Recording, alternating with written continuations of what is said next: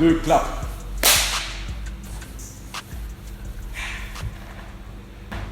Salif Cissé.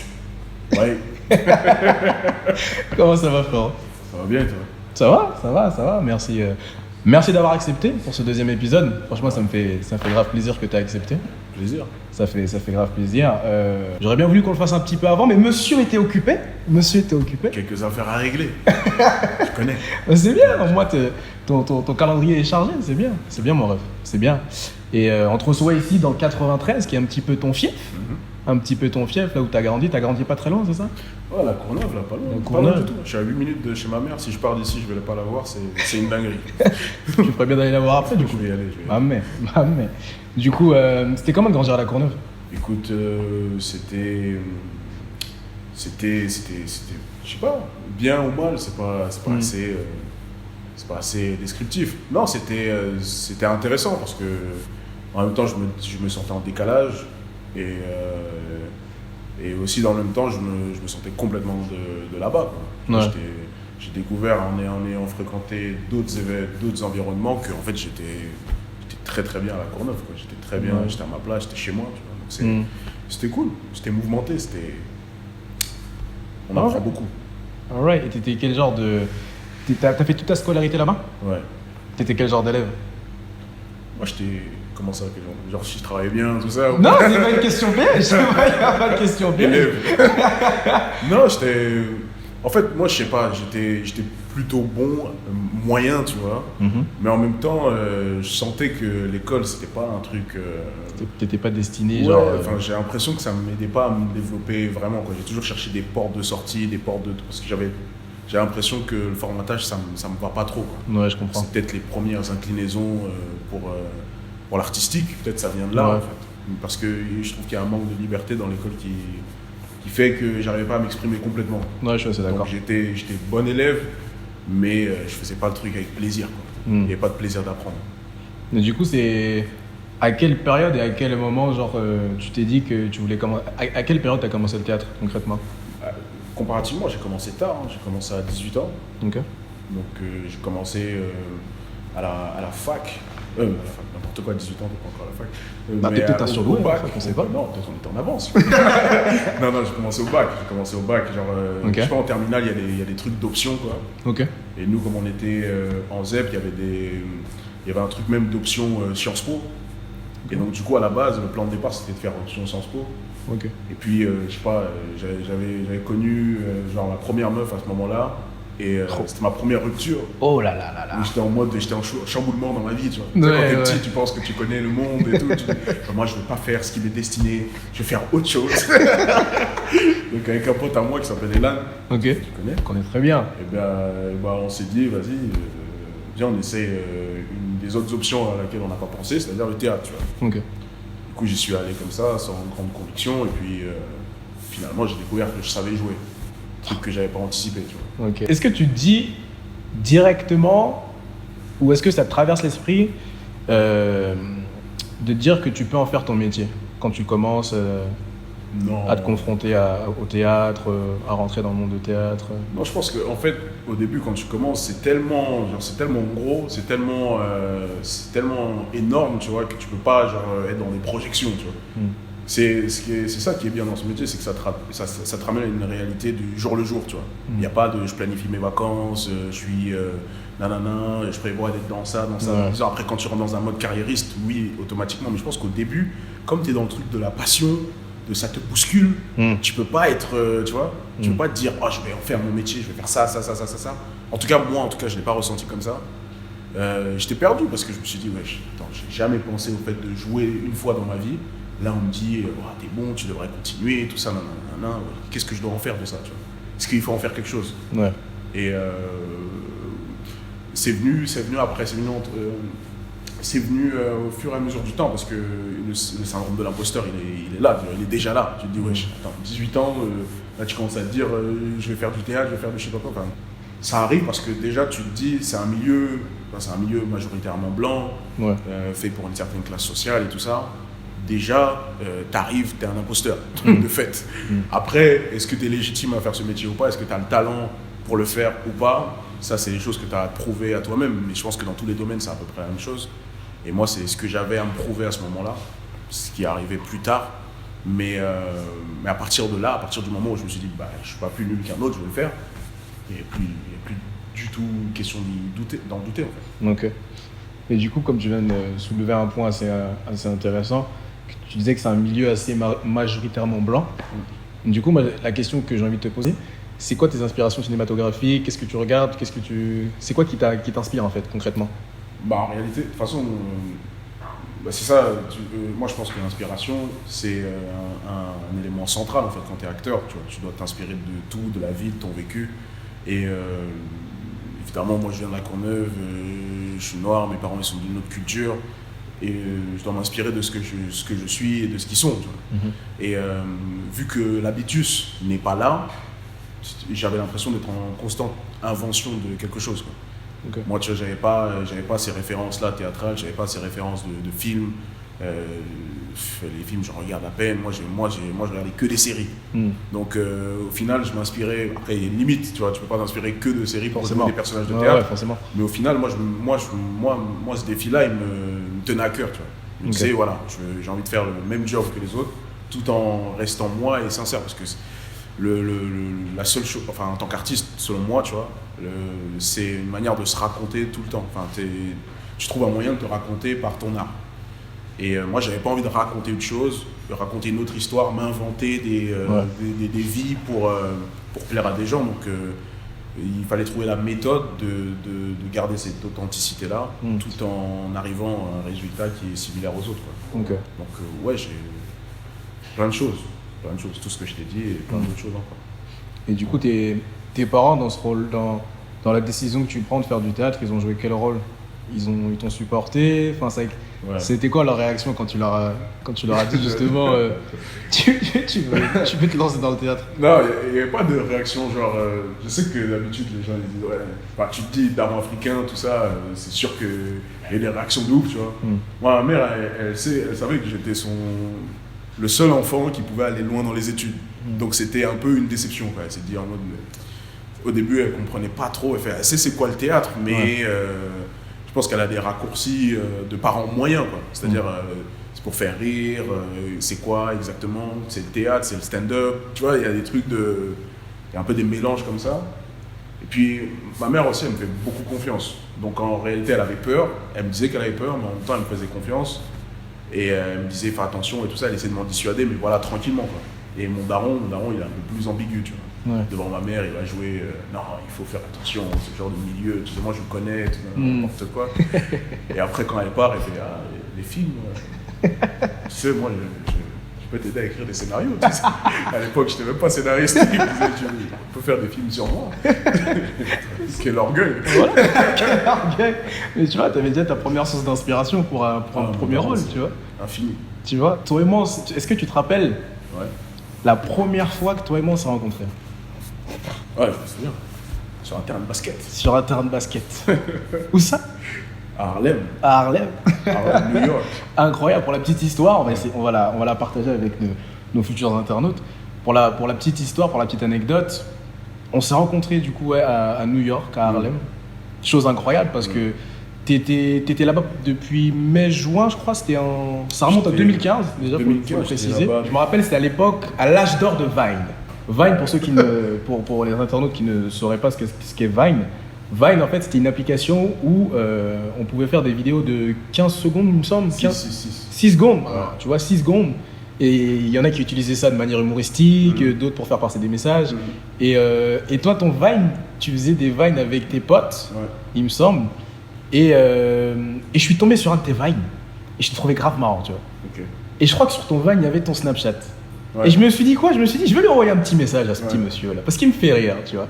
Donc je t'ai envoyé un message sur Snapchat, tu m'as répondu, je t'ai dit, frérot, j'arrive bientôt, est-ce que ça te dirait qu'on se capte? Tu m'as dit, ni une ni deux, tu me dis oui. Ouais, bah oui. Moi, tu m'envoies. Je me suis dit, t'allais jamais venir. L'optimisme du gars, quoi.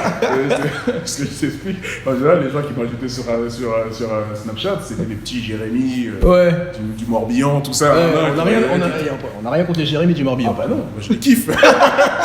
Ils m'ont envoyé des compliments, je ne vais pas cracher sur eux. Mais je me disais, Jérémy du Morbihan, il n'a pas d'argent pour venir à New York. Donc en vrai, je me suis dit, tu vas jamais venir, ce Steven, je sais pas quoi. Là. Alors je respecte déjà. Je te permets pas, d'accord? Je te permets pas. À l'époque. Oui, à l'époque. Ouais, à l'époque. Ouais. Non, donc je me suis dit, bon, il va jamais venir, tout ça. Et du coup, quand il me renvoie un message pour me dire, je suis là, hein. Il est fou, lui. Ah mais Je suis assis. Et vas-y, un soir, tu m'as dit bien, tout ça, je suis au basket, avec mes potes, ça. incroyable. Je sortais jamais, je sortais pas. Si je te parle, si je te dis Laughing Buddha Comedy, ouais. Est-ce que ça te parle? Ouais, c'était ma seule activité à New York. Ça me parle bien. Non, en fait, quand j'étais à New York, j'étais... En fait, je pense qu'il y avait plusieurs trucs qui me manquaient. Je pense que ma ville, elle me manquait, ma famille, évidemment, les gens que j'aime, tout ça. Et je pense que le théâtre, ça me manquait aussi. Et du coup, c'était la première fois depuis que j'avais commencé que je n'en avais pas fait pendant longtemps. Et je savais pas que genre, ça pouvait me manquer, tu vois. Moi j'ai pas grandi avec ces histoires. J'ai pas la culture du manque de quelque chose, tu vois. Et d'ici, il n'y a plus. Faut laisser tomber. On passe à autre chose, tu vois. Et d'un coup, ça me manquait. Tu sais, je dis, putain, ça fait longtemps, j'ai pas joué et tout. Je pense que je le conscientisais pas. Mais du coup, je pense que j'étais attiré en fait par ce lieu-là, tu vois. C'était un truc. Laughing Buddha Comedy, c'était un dispositif sur plusieurs bars. Et le bar, c'était un climate lounge, tu vois. Moi, je bois pas, donc j'ai rien à faire dans les bars en réalité, à part rencontrer des gens, ce que je faisais pas aussi. Mais du coup, il y avait ce bar-là de comédie. Moi, ça me faisait kiffer, tu vois. Donc j'y allais un peu comme ça. Et en fait, c'était ouf parce que, genre, moi, je kiffe le stand-up, tu vois. Et là, c'était aux États-Unis, nanana, stylé. J'avais un coca, tout ça, je me posais, je regardais les trucs. Le gars est émerveillé par un coca. Je me sentais grave stylé, mec. Je sortais du travail, je me disais, ah putain, qu'est-ce que je vais faire? Allez, je vais aller au Louvre, faire la comédie. T'avais tes petites habitudes quand même. J'avais mes petites habitudes. C'était loin en plus. Hein. Je prenais 40 minutes de D-Train et tout ça. Non, mais j'ai kiffé ma life. Et bref, en fait, j'avais pas capté que là-bas, en fait, c'était que des. C'était que des comédiens, en fait. C'était pas un endroit public. C'était un endroit où les comédiens venaient tester leurs blagues. Et il y avait d'autres comédiens. Et en fait, je me rendais compte qu'à chaque fois que je venais, en fait, tous les gens qui étaient dans le public, ils passaient, tu vois. Et moi, je savais pas. Donc au bout d'un moment, du coup, tu te dis bien que... Non, je me dis pas, parce que moi je suis bête. Je me dis pas tout seul. Moi j'étais là, je continuais, je dis, ah, tout le monde est passé, c'est fou quand même. C'est cool. Cette ville est folle. Et le gars, il y a un gars, une meuf, je sais même plus, qui vient me voir et qui me dit, mais moi il va falloir passer mon pote. Tu vois la suite de l'histoire. Donc moi c'était un peu avant que tu arrives, toi. Et il me dit, il va falloir passer et tout. Et je repoussais tout le temps. Je dis, ouais, dans 2 semaines, dans 3 semaines. Je n'ai jamais écrit de stand-up de ma vie. Je leur dis, ouais, tu fais du stand-up? Je dis, non, un petit peu. Je montais sur les planches vite fait, tu vois, je faisais du semi, tu vois. Et bref, à un moment, il fallait que je passe. J'avais quand même écrit un truc et tout. Je me rappelle, je voulais plus passer. Et c'est toi qui m'as dit, mec, t'as envie de le faire, fais-le, tu vois. Ça fait une expérience. Tu m'as poussé. Je me rappelle très bien. Tu m'as poussé et j'y suis allé. Et j'ai fait le bail. Et c'était fou. C'était incroyable. Les vibes c'était une prise de risque. Exactement. Les vibes étaient fantastiques. Les vibes étaient folles. Parce que c'est toi qui m'as filmé. Déjà. Mais non, ça m'a bien débloqué, quoi. Je me suis dit, putain, je savais pas que j'étais capable de faire un truc comme ça. Et j'en étais pas capable tout seul, tu vois. Et je pense que ça a scellé une sorte d'amitié, tu vois. Je me suis dit, putain, tu vois, quand t'es down dans ta life, t'as quelqu'un qui te pousse, ça fait bien. Un inconnu qui vient, qui te parle sur Snapchat, qui lui cru, quoi. Fait des talks comme ça, il se prend pour qui déjà. Je te demande quoi faire de ta vie, qu'est-ce que tu veux faire toi ici? Dépenser tout ton argent dans des sapes. Ah, je vais t'insulter en off aussi, reste concentré. Tu te rappelles de ce que tu avais écrit ou pas? Tu te rappelles de ce que tu avais écrit pour ce petit cours de stand-up? J'ai écrit des bêtises, j'avais écrit des trucs genre de comment c'était quand je suis arrivé, des clochards dans le métro à New York, tout ça, enfin des trucs. En fait, c'était un peu des classiques du stand-up new-yorkais. Okay. Parce qu'il y a un vrai stand-up new-yorkais, tu vois, il y a un peu des habitus et tout ça, des types de blagues que tu fais. Et j'ai juste fait un truc classique d'un mec qui arrive à New York et qui est émerveillé par la ville. Quoi. En passant du temps dans cette ville de New York, t'es confronté, ou plutôt t'es témoin d'un phénomène qui est de plus en plus répandu maintenant, qui s'appelle la gentrification. Est-ce que tu peux parler un peu plus Est-ce que tu peux me dire un peu plus ce qu'est la gentrification? En gros, c'est la gentrification. faut penser en quartier, c'est un phénomène un peu géographique, économique, social. Et en gros, c'est par exemple Montreuil, c'est un bel exemple, en tout cas en région parisienne, de la gentrification.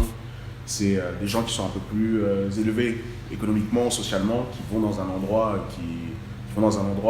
où les gens qui habitent sont plus pauvres et sont d'une classe sociale un peu plus basse.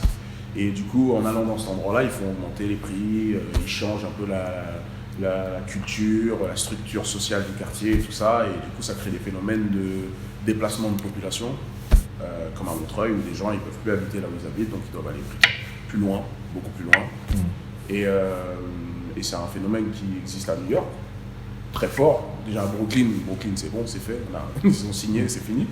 Mais Harlem, c'était le dernier bastion en fait, de la culture. En fait, c'est plus par rapport à la culture économique et sociale, c'est violent, mais ça va. Alors que moi, ce que j'avais compris déjà à Harlem, c'était culturellement parlant. Culturellement parlant, Harlem qui est quand même un endroit, un socle en fait de la culture noire aux États-Unis. La musique, tout, la peinture, plein de choses en fait. Et du coup, le fait, c'est un phénomène, c'est une conséquence indirecte, mais c'est une conséquence terrible en fait de la gentrification, c'est que ça efface la culture qui est présente dans un lieu. Et ça m'a marqué. C'est terrible. Et avant avant que tu sois à New York, est-ce que ce sentiment de gentrification, tu l'as perçu d'abord en région parisienne? C'est vraiment une fois que tu étais sur place à New York que là, ça t'a vraiment frappé, que tu t'es dit, ah ouais, c'est chaud là? Non, moi c'était à New York, vraiment. Parce que quand tu es dedans, tu t'en fous. Surtout quand tu es jeune et que tu payes pas de loyer, tu vois, tu galères pas à trouver un appart encore, tu vois.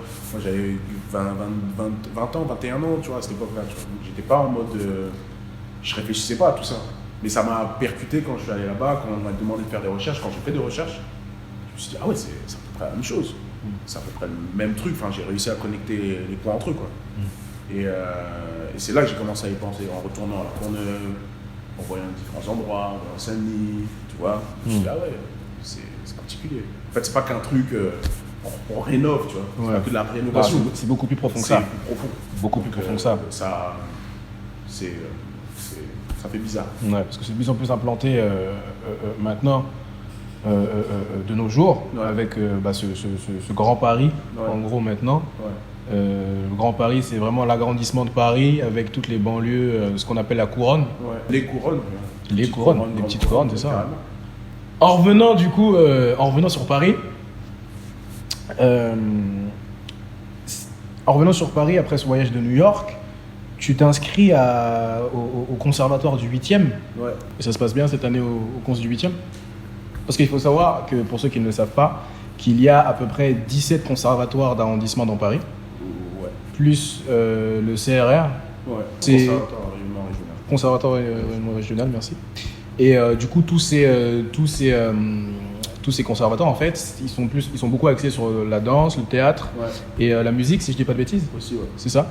Et du coup, en gros, voilà, pour ceux et celles qui veulent se perfectionner dans ce domaine-là, ils peuvent aller dans ces conservatoires-là. Donc, tu fais cette année-là au conservatoire du 8e, qui se passe bien. Ton ressenti par rapport à cette année, elle est comment? Ah, elle est cool, hein, parce que franchement, le mindset, il était incroyable. J'étais tellement motivé. J'étais motivé parce que juste avant, je m'étais cassé la jambe. Ouais. Bon, casser la jambe, ça fait toujours inventer. Toujours je suis cassé la cheville. Voilà, il y a un petit twist à la cheville, donc mais j'avais un gros plâtre. Donc du coup, c'était la première fois que j'avais une épreuve, empêchant, tu vois. Donc ça fait que quand tu as envie de faire des choses, il y a un truc du dépassement de soi qui est inhérent à ta journée de tous les jours, tu vois. Donc ça fait que tous les jours j'étais dans un mindset de il faut que j'y arrive, il faut que ça se répare jusqu'à ce que nanana, quand je passerai le premier tour, le deuxième tour, troisième tour, enfin j'étais dans un truc... C'est bien, tous les jours t'avais une sorte d'objectif quoi. Tous les jours j'avais un objectif, donc ça me ramenait au présent et ça c'est... Rien de en mieux. tout cas, de toute façon tout ce qui est souffrance, trucs qui empêchent, choses vitales pour le jeu d'acteur, c'est parfait. C'est une source... non mais c'est une source, vraiment, donc là, j'étais dans les meilleures dispositions pour passer ce concours-là. Et du coup, cette année de 8e, elle s'est trop bien passée, quoi. J'avais très peu de doutes. J'avais beaucoup plus confiance en moi, bizarrement. Alors, je pouvais rien faire. Et puis, ouais, j'étais très éprouvé, donc pas trop, je m'en foutais de beaucoup de choses en fait. Donc c'était plus facile. Tu étais plus focalisé sur l'essentiel, Ouais, finalement. mais tu sais, il y a des focus qui sont différents, tu vois. Il y a des focus qui sont, t'es là, t'es gainé, tu vois. Moi, j'étais pas gainé, c'est comme si je coulais vers mon objectif, tu vois. Donc c'était une année qui était très tranquille, tu vois. En tant qu'acteur et en tant que personne, qu'est-ce que tu dirais que tu as acquis par rapport à cette année du 8e? Au conservatoire du 8e, ouais, ce que j'ai acquis, c'est la résilience, en fait. Au bout d'un moment, tu vois, quand tu es dans une sorte de grind, en fait, enfin, c'était pas un truc de... J'allais pas chercher de l'or dans des mines, tu vois, on va se calmer. Mais en même temps, j'étais quand même à la poursuite d'un objectif. Et juste se dire, peu importe ce qui se passe, peu importe, je vais arriver à cet objectif-là et le faire, tu dis, ah ouais, moi je suis capable de ça, en fait. Alors qu'avant, je ne savais pas si j'en étais capable. Je me disais, tu sais, je regardais les motivation speakers, tout ça, les carrés, comme ils aiment bien se motiver pour rien, tu vois. Je me disais, ah, moi aussi, je me motive. Mais je n'étais pas sûr. Tu vois, j'étais vraiment pas sûr que... Il y a toujours cette pensée qui te retenait, en fait. Ouais, parce que moi, je pense que j'ai très peur de l'échec, comme beaucoup de gens. Ouais. Mais tu vois, comme en fait, genre, je pense qu'avant ça, j'étais pas très éprouvé. Genre, et que les gens, ils me poussent, ils sont très positifs, tu vois, ils sont très en mode, oui, mais toi, tu vas réussir, toi, tu vas truc. Donc, du coup, comme comment dire, j'ai l'impression qu'il y a une sorte de certitude dans le fait que je réussisse mes objectifs. Alors que moi, alors que toi-même. Tu vois, moi, non, frère, ouais. je peux échouer, je peux grave échouer, je peux me manger et tout ça, et j'avais peur. Et là, je me suis dit, non, en fait, il n'y a pas à avoir peur. En fait. C'est juste, tu restes focus, tu es dans ton truc, il n'y a pas à se donner des. Il n'y a pas à se prendre la tête plus que ça, quoi. Il faut juste faire la chose et le faire dans le sens premier du terme. Et après, les résultats qui arrivent, tu les constateras plus tard, mais il ne faut pas se prendre la tête.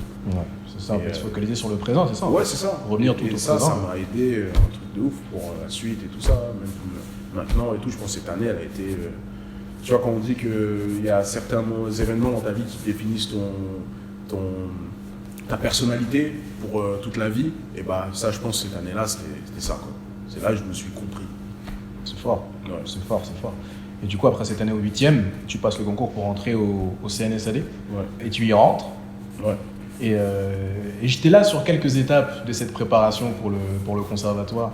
Et du coup, comment ça se passe en gros parce que je sais que le système, c'est 3 ans. Ouais. Et du coup, comment se sont passés ces 3 ans au conservatoire? Bah, c'est en vrai, c'est une expérience qui est pas cloisonnée par bien, mal, ou tu vois. C'est comment ça s'est passé. Je pense qu'en réalité, je mesure pas encore la richesse d'une expérience comme celle-là, tu vois. Là, je suis sorti il y a 1 an. Okay. Donc, en vrai, c'est clair que c'est un truc de changement de statut dans le regard des autres. D'un coup, enfin, tous les gens avec qui j'ai été au conservatoire, tu vois, d'un coup, tu dis, t'es au cons, ils sont là en mode, waouh, c'est... Ah ouais, au conservatoire, tu sais que moi, j'ai tenté le concours 93, nanana, bon, je l'ai pas eu, ça l'a pas fait malheureusement, mais j'aurais toujours voulu y rentrer, tu te dis, ah ouais.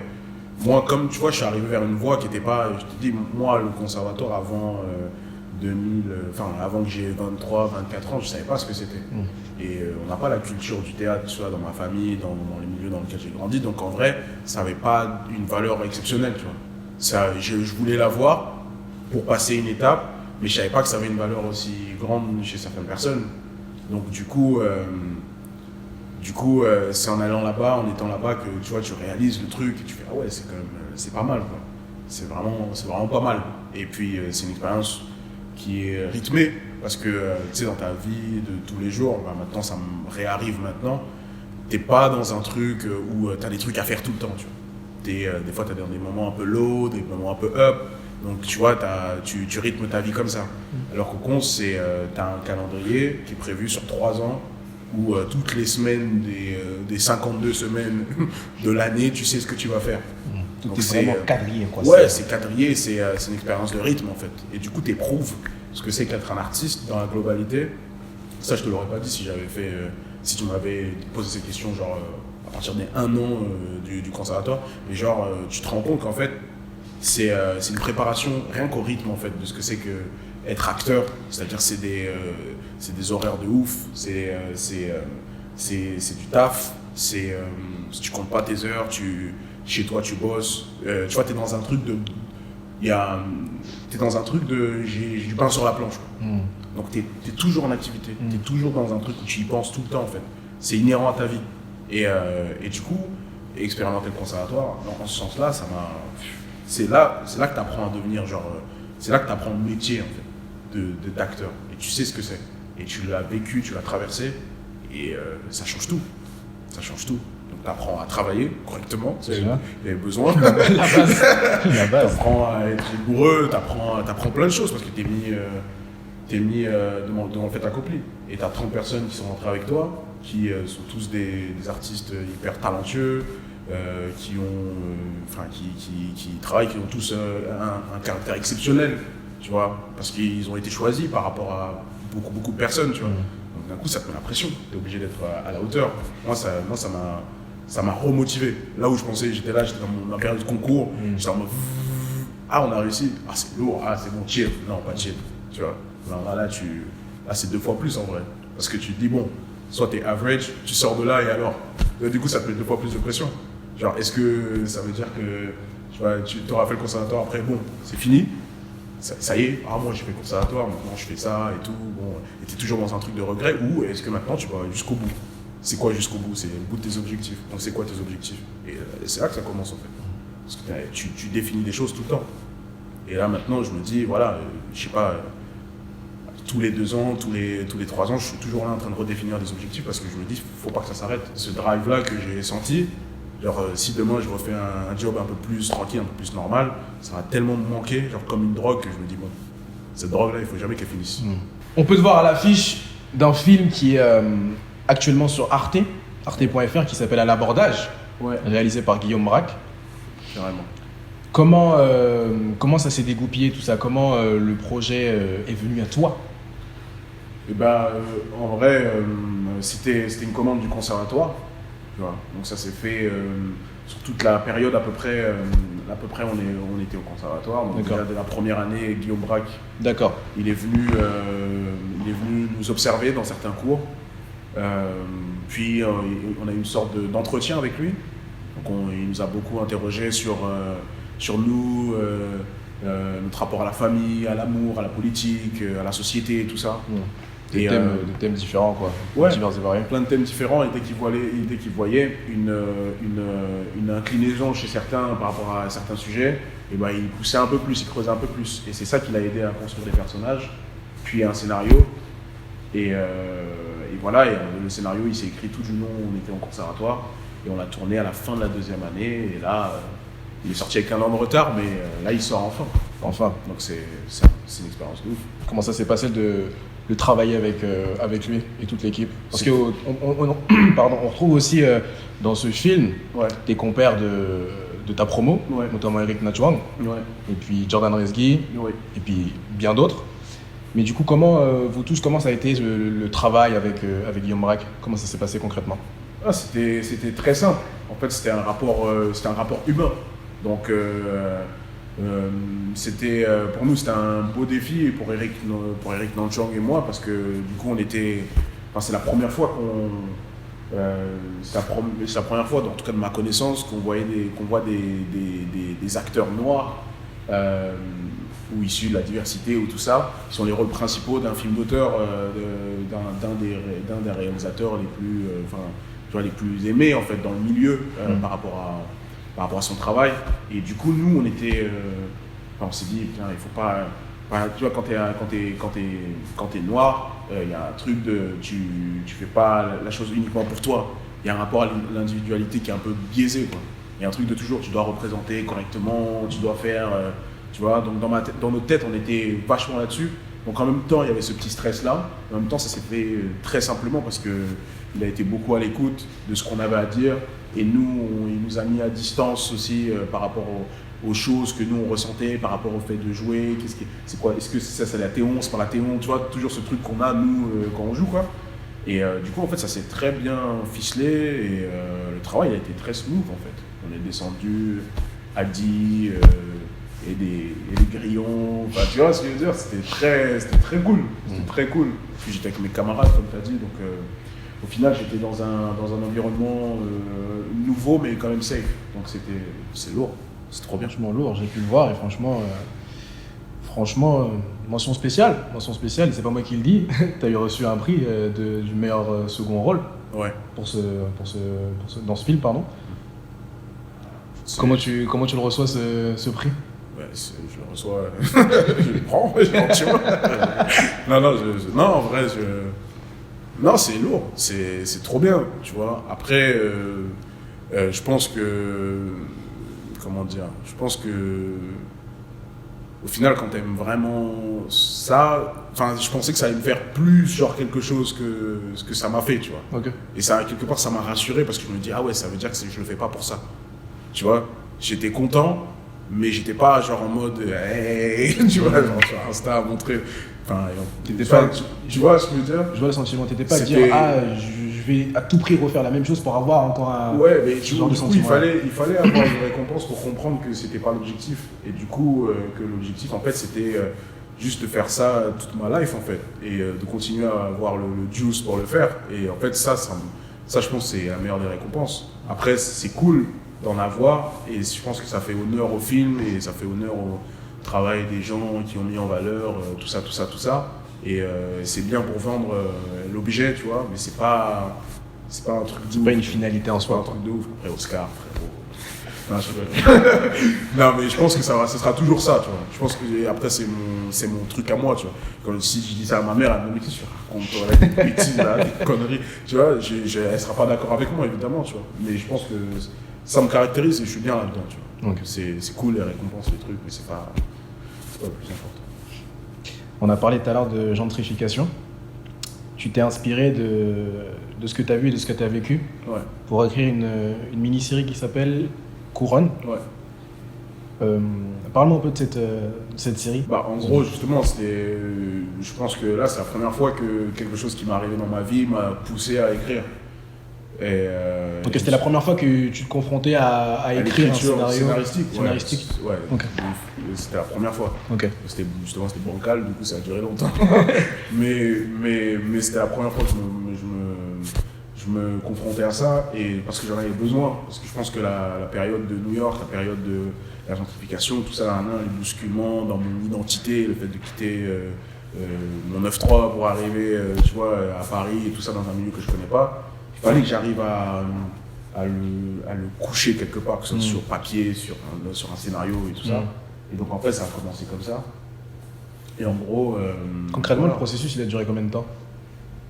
De la première fois que tu as posé le stylo sur la feuille, ou le doigt sur la touche, ça a duré combien de temps? Je pense que ça a duré 2 ans, je pense.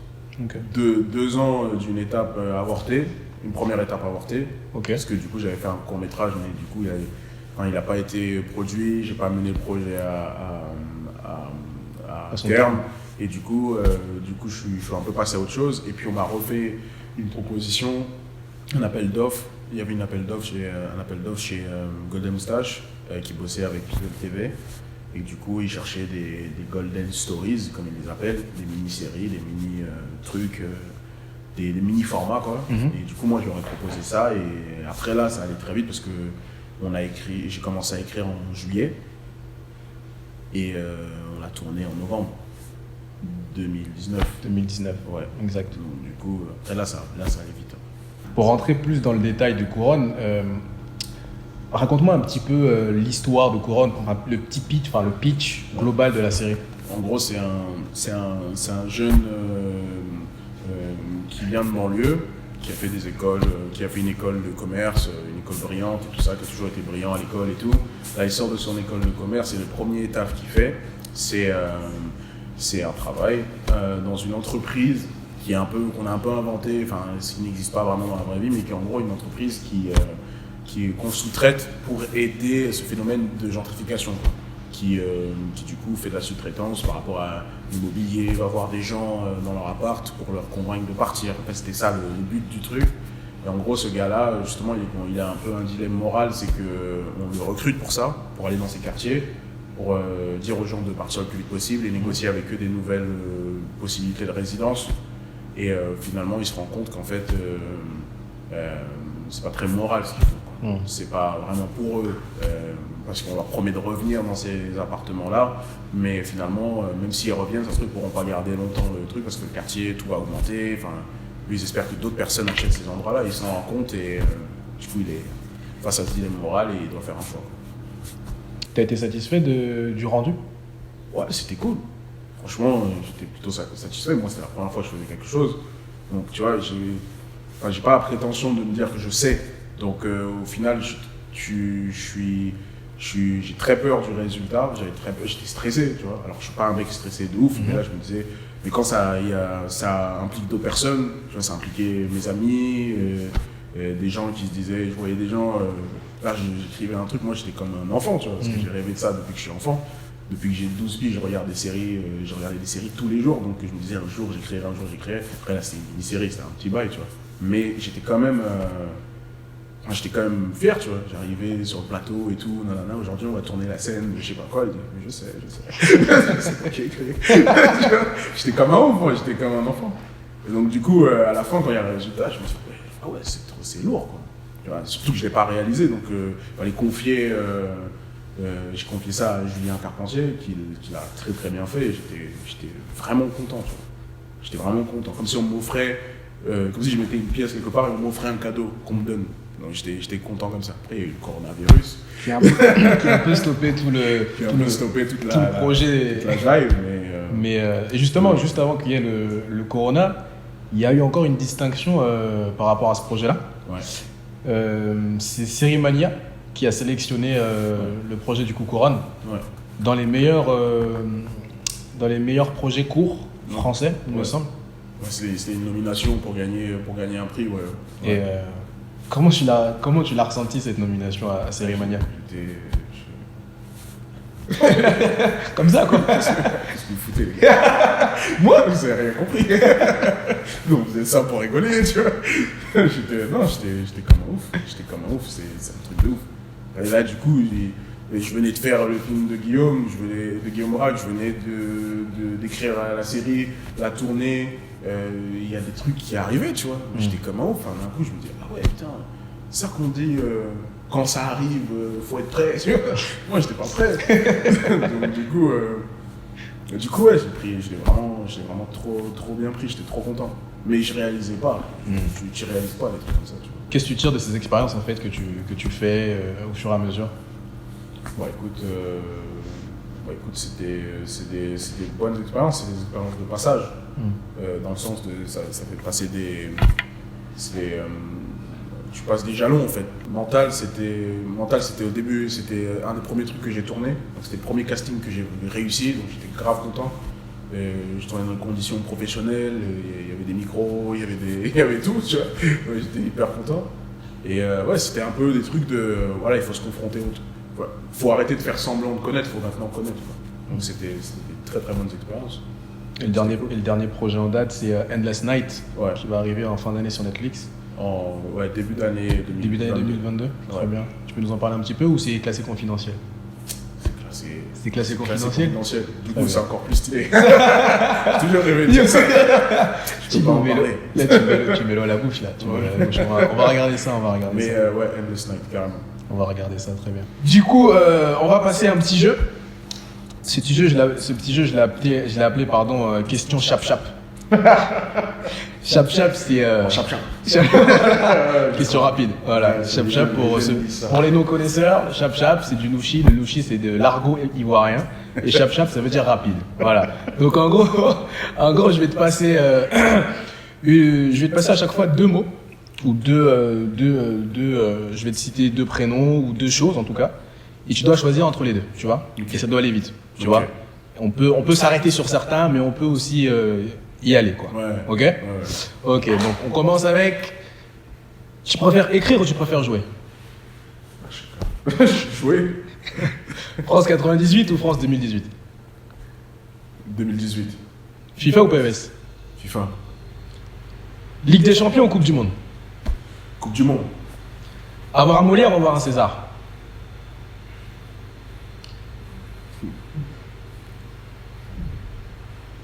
Pour le symbole à Molière. Pour le symbole. Damien Lillard ou Stephen Curry? Curry. Netflix ou Amazon?